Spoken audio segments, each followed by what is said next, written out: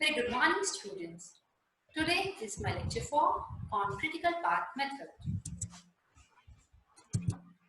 In this video, I am covering CPM method, network construction, network application, important point of network preparation, number of events, and cycling, looping. Management looks for some methods and techniques which may help in planning, scheduling, and controlling the project. Critical path method definition. It is activity-oriented network which consists of number of well-recognized jobs, tasks and activities. Each activity is represented by arrow and activities are joined by events.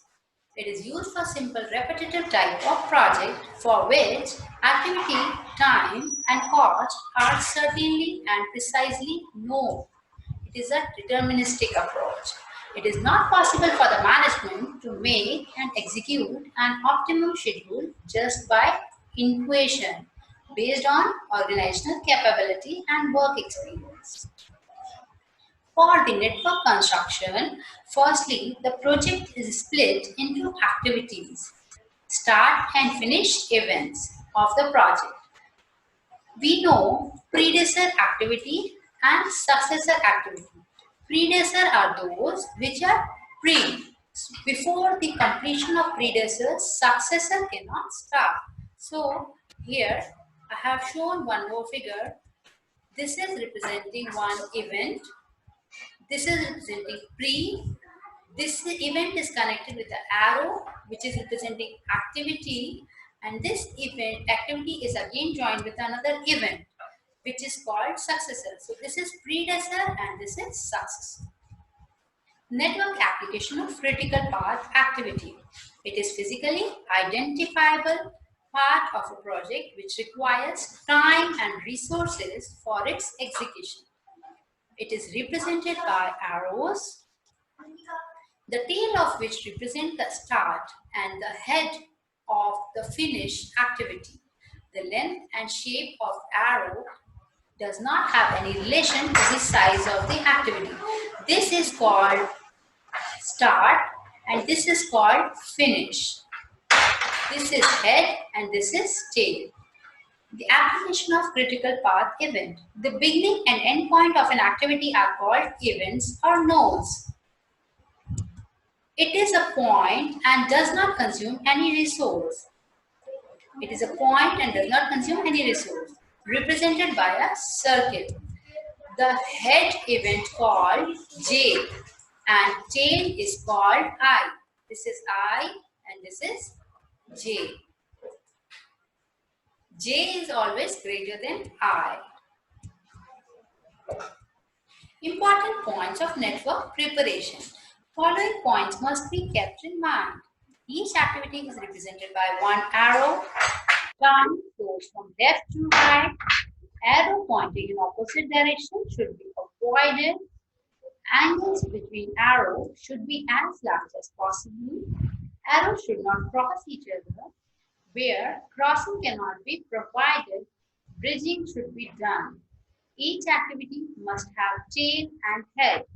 An event is not complete when until all activities flow into it and complete it.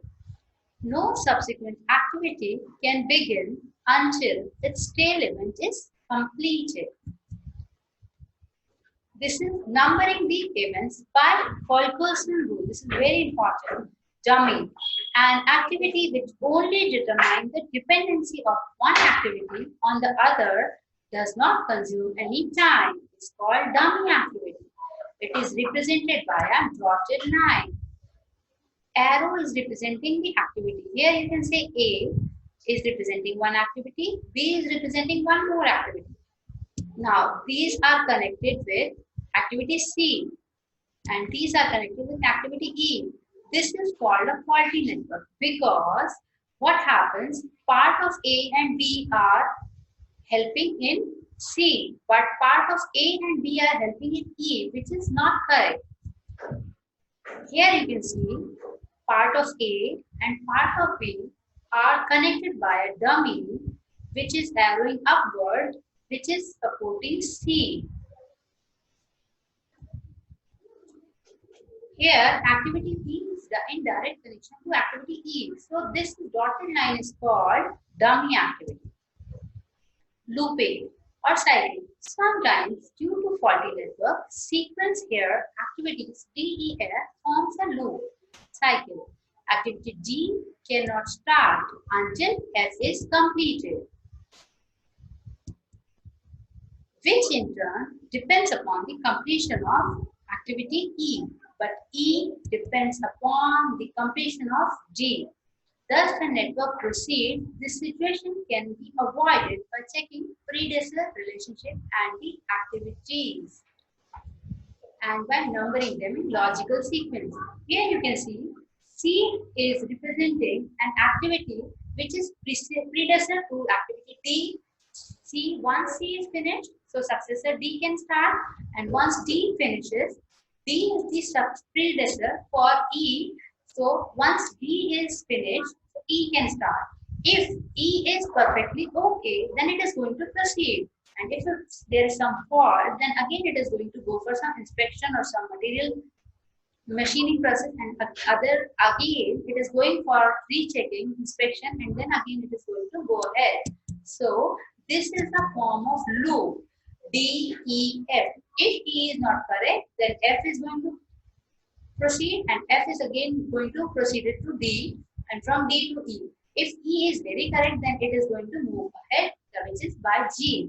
Thank you for watching this slide. Thank you.